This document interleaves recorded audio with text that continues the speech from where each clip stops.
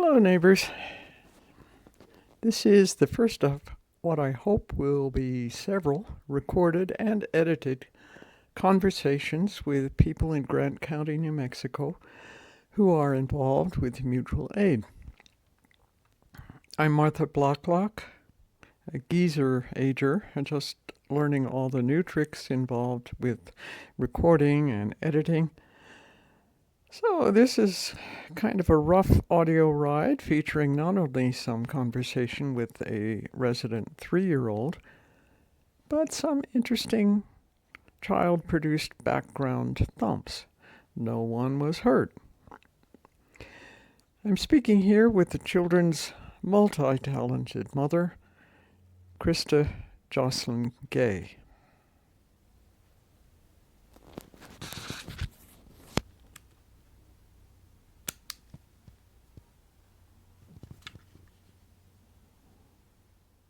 You are Krista Jocelyn Gay. Yes. Yes.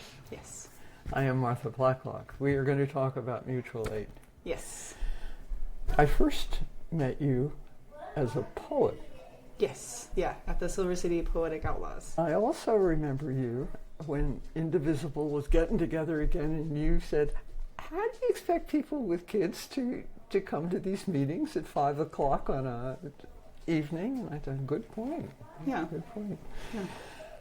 And then I encountered your Facebook group and thought, wow, how about if I just search for people who seem to be really knowledgeable and functional and doing it, and talk to them, and maybe they could get together. And so you are the first on the list of the people.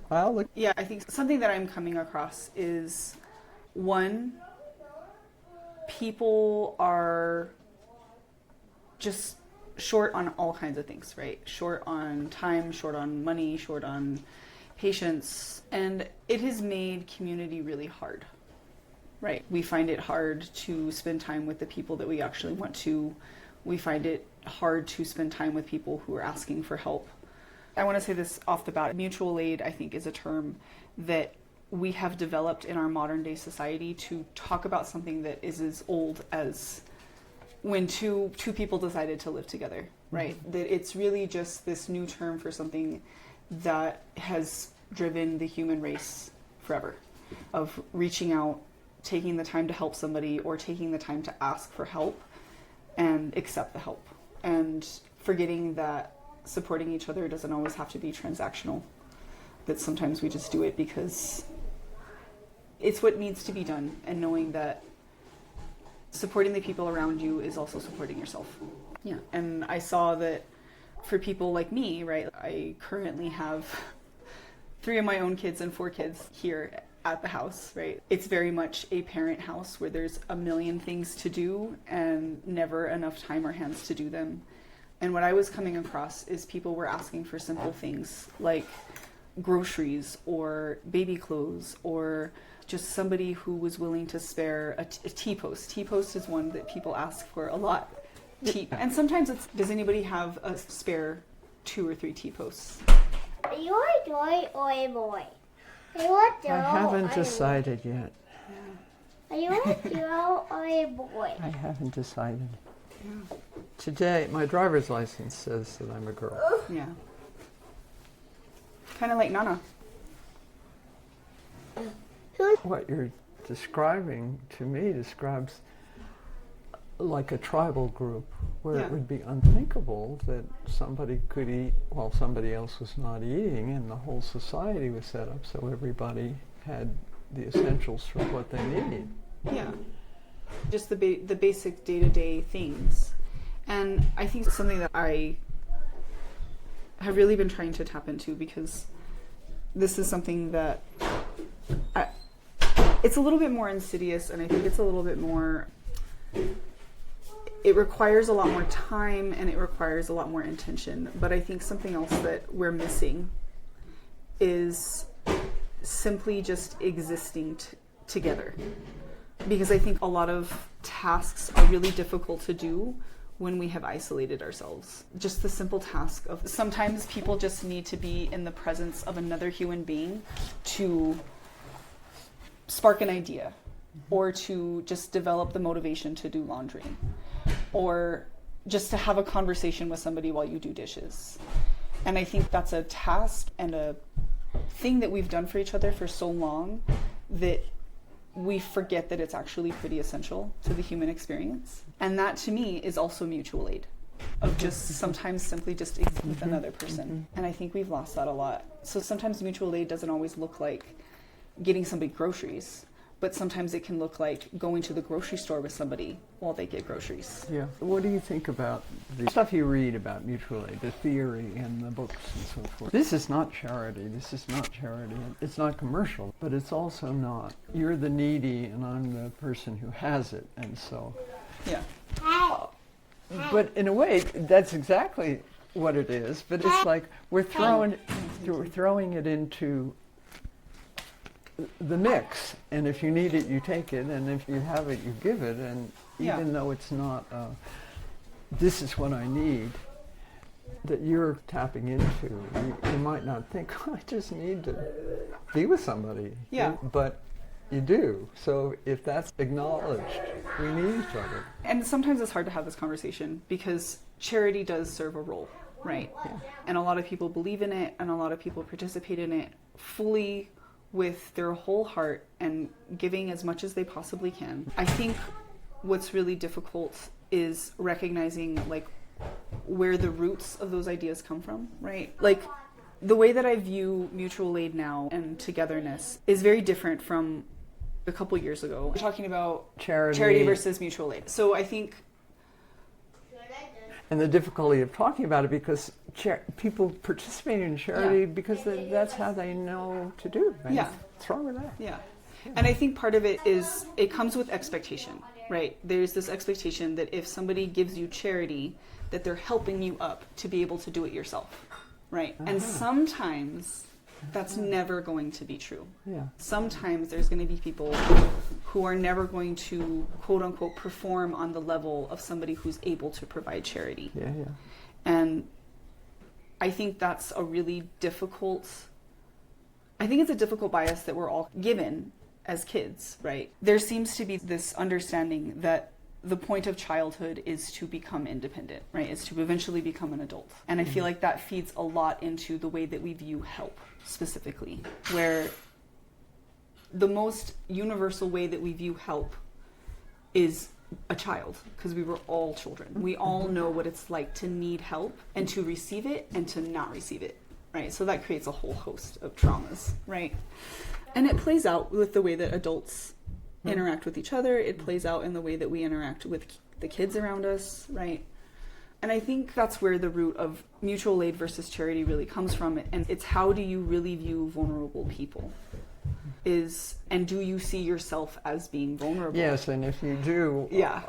Oh. And is it a shame spiral for Yeah, you? exactly. And that is really scary. And one of my biggest, I remember what I was saying, one of my biggest shifts in the way that I viewed mutual aid and community and helping and vulnerability and all of that was that a couple years ago, I had a really terrible spine injury and I had just had my youngest daughter. Oh my. And so she was 8 months old when I, for 2 or 3 months, could not sit, stand, walk, go to the bathroom by myself, Oh my. all while breastfeeding an 8-month-old. That's like the peak time when you're carrying a baby around and you're showing them like all of the things. You're like, the whole point of that window between 7 months and a year is just you handing them food and then walking around the space and pointing at things and naming them. And that point is so important in terms of parental connection and them being able to feel carried and seen. And she lost that. And she had to rely on other people for that. And watching that as a mother and not being able to provide that and realizing that the people around me, the people who were doing literally the heavy lifting, were women between the ages of 70 and 85. Wow.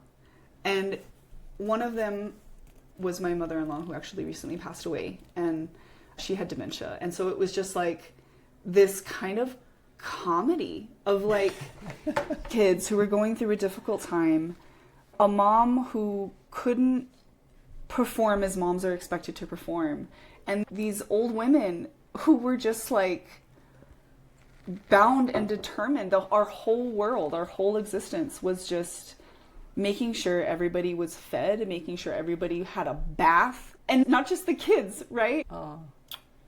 It was this really difficult but beautiful moment of recognizing that's the whole point. Because, you know, What do you need right now? what do you need right now? Yeah. I remember having this moment with Anne, my mother-in-law, who had dementia. And I was laying on the floor and I was just broken, just completely just done. I was pissed off at everybody. She was very much in the thick of understanding what dementia meant for her. And she just looks at me and she goes, it really sucks when you lose something and you can't get it back. Yeah. And that recognition of this is never going to be perfect. Some of us are never going to recover from this. And that's okay. Yeah. We still have to eat.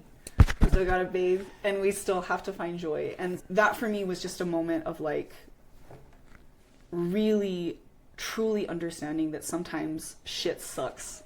And Yeah. you still got to push through. You still got to take care of each other because that's the whole point. You just have to exist. And yeah, that really shaped my whole understanding, which kind of put me on this journey of really diving into communal work. So part of that was reading Dean Spade's Mutual Aid, which was really an amazing book. It has a lot of technical breakdowns of how you could structure a mutual aid group, everything from networks on how to distribute food to how to structure leadership. And it's really a technical book, which also opened my mind a little bit of recognizing that if you want to have a community that functions together, you also have to do the background work of deciding what type of leadership and what kind of self-reflection and what accountability looks like and all of those things. And another really one that really inspired me, and I have read it like 4 times in the last 2 years because it's such a good book, is Emergent Strategy by Adrienne Maree Brown. And it's so good because she, first of all, her writing is amazing. I love the metaphors that she comes up with as a poet, right? Beautiful to read. And she is a poet. She's a poet. She's a songwriter. And I think her pronouns are she. I could be getting that wrong. The book is so amazing because it does have those structures in it of self-reflection and leadership and all of those things, but it also has the bit about the emotional labor and the emotional experience of communal work and mutual aid. That it is not always going to be easy, and feedback is always a part of it. And so those 2 books really inspired me, and that inspired me to start a little book club. I started the book club after Trump got elected the second time because I was like, if I am going to live through this and feel sane, I need to feel like I'm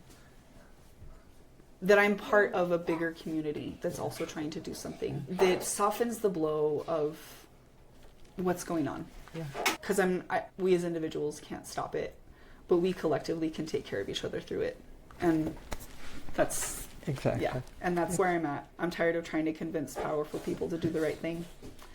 And I'm just ready to work with people who know what the right thing is. We just don't have the political and financial backing to do it individually. We have to do it together. So another kind of awe-inspiring moment for me, which I'm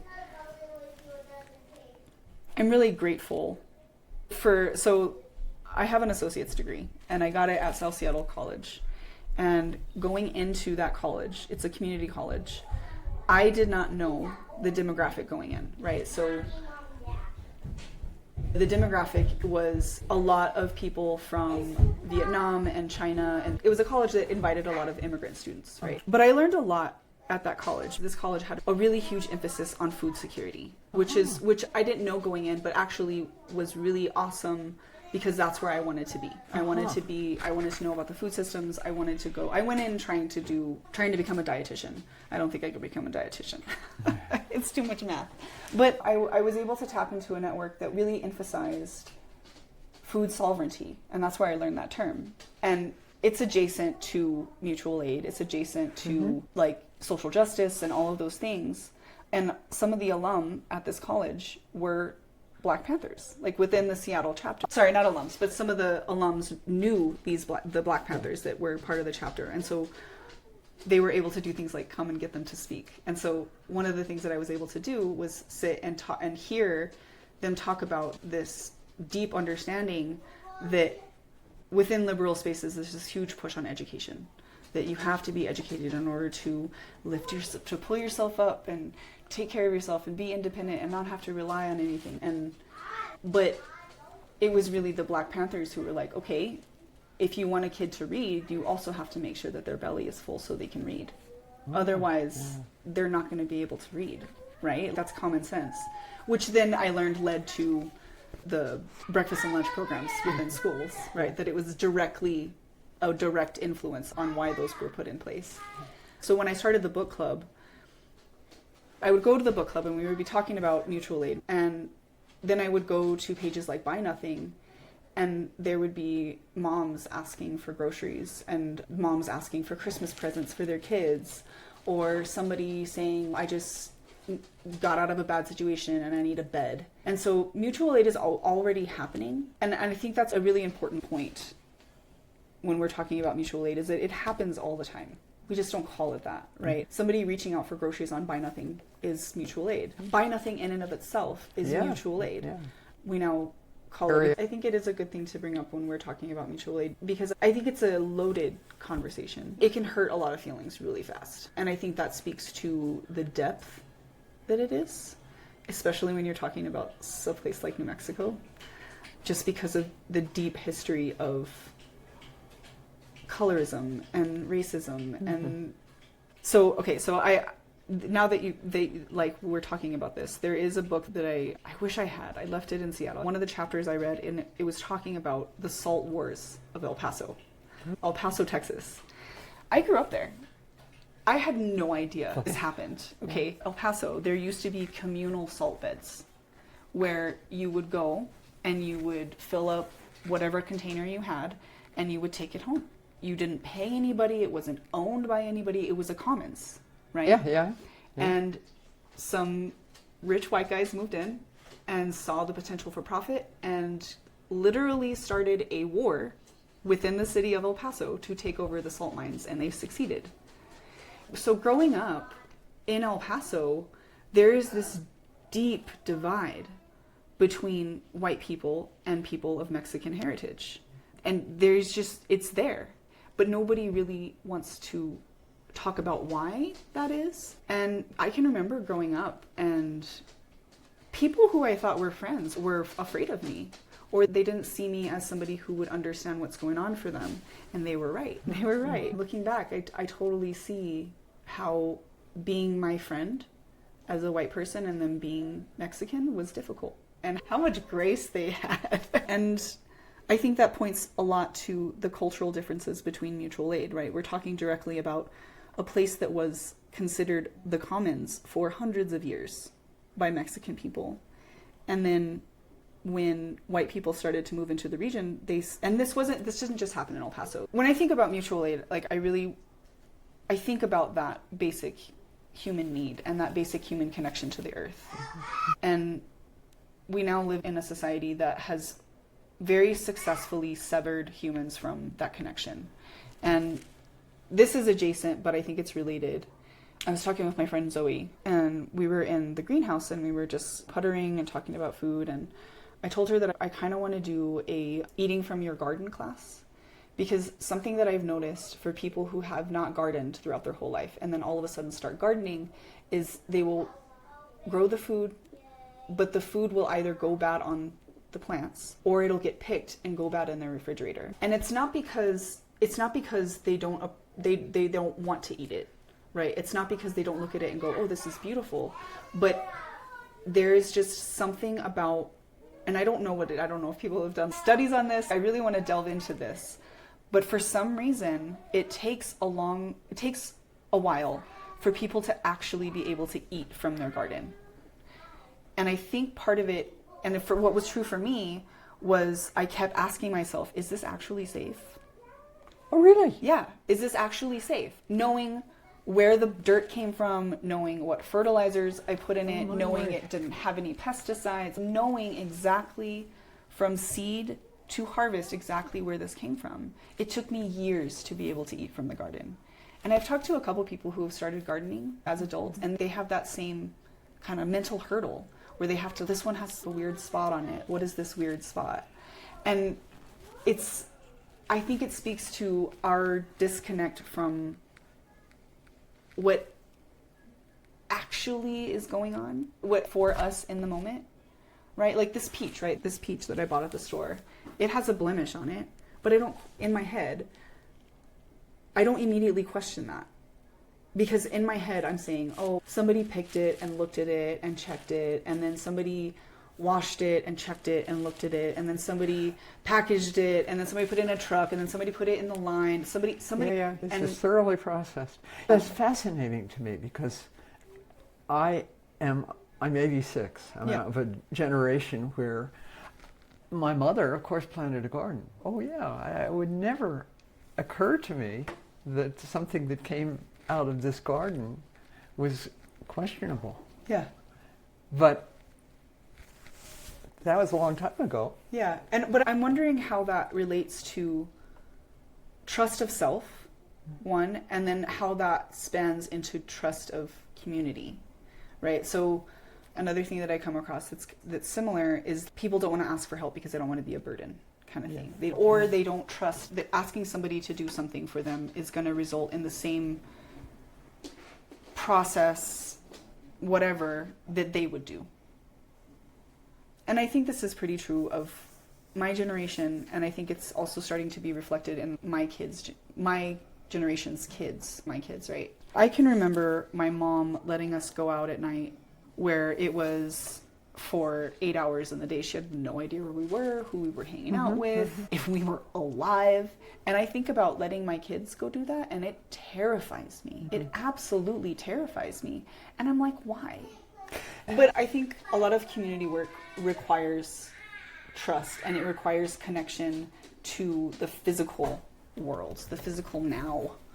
That, just to go in another direction, one of the things that pleased me was reading that Peter Kropotkin's, who originated capital MA, mutual aid, Yeah. it was to oppose Darwin in a way, who said, okay, it's about the same time, and Darwin is saying it's tooth and claw, and it's competition, and it's the survival of the fittest. But Kropotkin said, no, it's cooperation. That's what has enabled evolution to get to where it is now, is people help each other. What would it be like to have the kind of culture you're building by saying, consider this, and do this, Yeah. and write poems? Yes. Poetry and art are essential. But yeah, thank you for Oh, well. sitting down with me. Yeah.